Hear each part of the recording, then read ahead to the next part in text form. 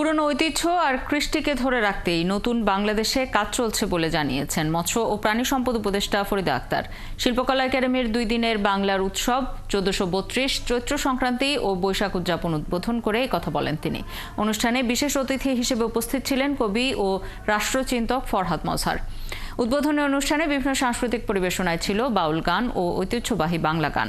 এছাড়াও চৈত্র সংক্রান্তির ঐতিহ্যবাহী গ্রামীণ মেলার আয়োজন করা হয়েছে। চৈত্র সংক্রান্তি বাঙালির লোকসংস্কৃতির একটি গুরুত্বপূর্ণ অংশ। এটি মূলত পুরনো বছরকে বিদায় জানানো এবং নতুন বছরকে স্বাগত জানানোর উৎসব হিসেবে পালিত হয়। এই উৎসবে বিভিন্ন ধরনের লোকজ আচার অনুষ্ঠান ও মেলা হয়ে থাকে।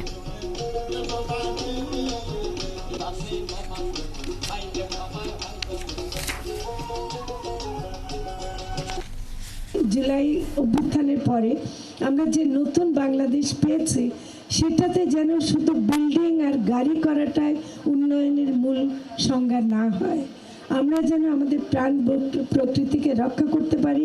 এই চৈত্র সংক্রান্তি যে এই বছর প্রথম সরকারিভাবে পালিত হচ্ছে সেটার একটা বিশেষ তাৎপর্য আছে এবং সেই তাৎপর্যটা আমরা যেন তুলে ধরতে পারি।